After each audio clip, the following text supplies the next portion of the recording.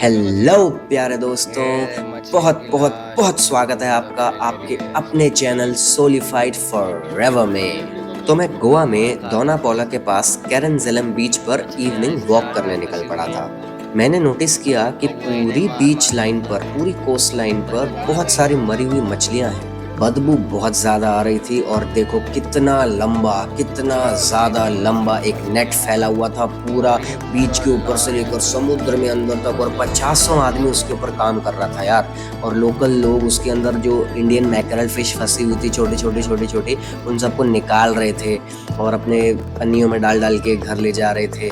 कौवे, चीलें बहुत ज्यादा वहां पर उड़ रही थी, डायरेक्ट मेरे सामने अटैक कर रही थी इन मछलियों पे, डायरेक्ट उनको इसी में से खा रही थी जो ये मछलियां फंस फंस के नेट में आ रही थी। ये देखो इस तरीके से कौवे वगैरह उड़ रहे थे, डायरेक्ट मछलियों पे हमला कर रहे थे और निकाल के ले जा रहे थे। ये मछलियां बहुत ही बुरे तरीके से इस नेट में फंसी हुई थी और ये इतनी फ्रेजाइल है, मतलब इतनी कमजोर, इतनी हल्की सी थी कि इनको निकालते हुए ये टूट जा रही थी। जैसे देखो ये निकालेंगे, इसका सिर टूट के अलग हो जाएगा।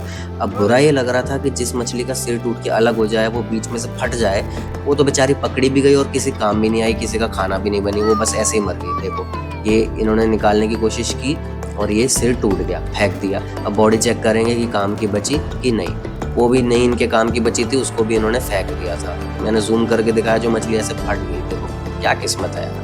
इन लोगों से फिर जब मैंने बात की तो मुझे पता लगा कि यार ये बहुत बड़ा नेट है, सिर्फ इस साइड नहीं है। देखो ये लेफ्ट साइड में तो लोग हैं, लेकिन ऐसे ही राइट साइड में भी ये मलाई बड़ा सा तो नेट यहीं का बैठा दूसरा है। एंड फैला हुआ है, वहां पर भी उतने ही लोग हैं।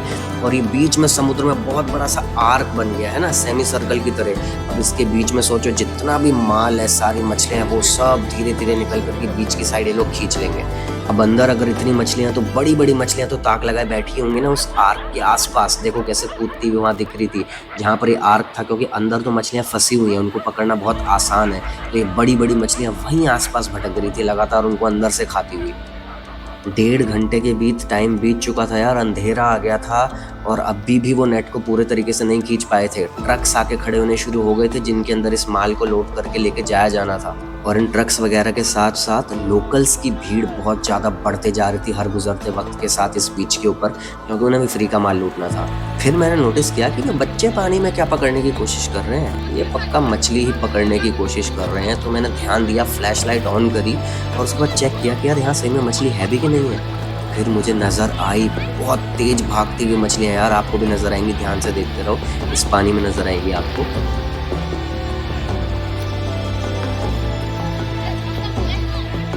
ये देखो कितनी स्पीड से निकल करके जा रही हैं, है ना। मैं ये तो समझ गया था कि भाई बहुत सारी मछलियां आने वाली हैं धीरे धीरे बीच की तरफ, लेकिन मुझे अंदाजा भी नहीं था कि कितने अमाउंट में ये माल आने वाला था।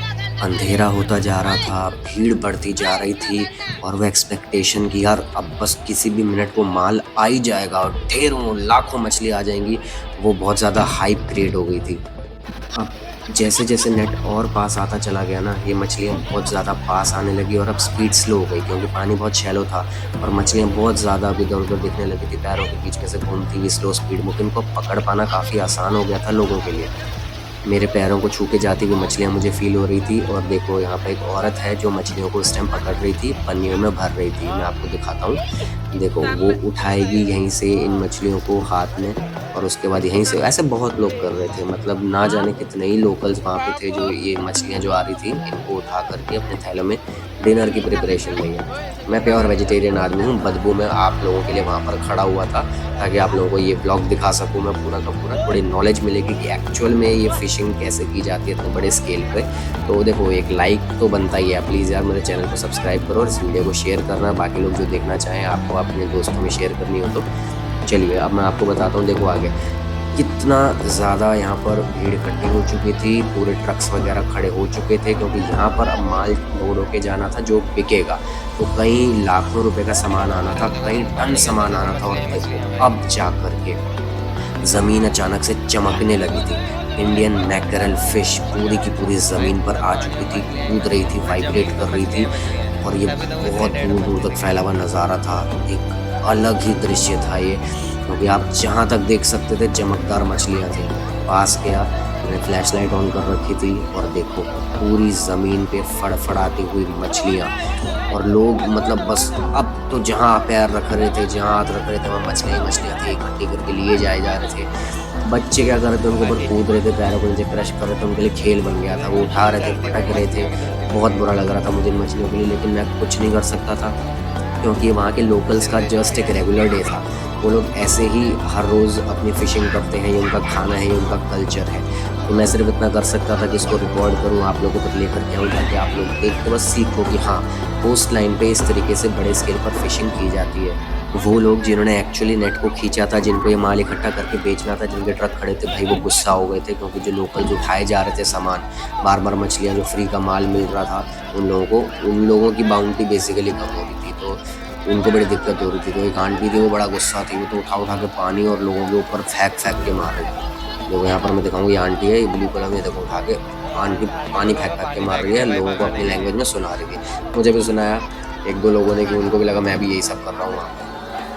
और ये तो वो छोटी-छोटी मैकरल फ़िश है जो यहाँ बाउंड्री पे आ गई थी, जो अंदर वाली साइड में थोड़ा और उस अंधेरे में देखोगे तो बड़ी-बड़ी फ़िशेज़ आ रही थी, जो लोग लेकर के जा रहे थे। और मैं तो इन फ़िशेज़ पे चल के नहीं जा सकता था वो दिखाने के लिए, तो सॉरी फॉर दैट। जाल इतना बड़ा था ना, जो फैला हुआ था, कि ये जो वर्कर्स थे, इनकी चप्पलें उसमें कब फँस गई, कब निकल गई पैर से, वो मेहनत कर रहे थे और इतने अंधेरे में मिल भी नहीं रही थी, उनको कुछ नहीं पता था। मैं ढूँढवा रहा था उनकी चप्पलें फ्लैश लाइट लेके, लेकिन नहीं मिली।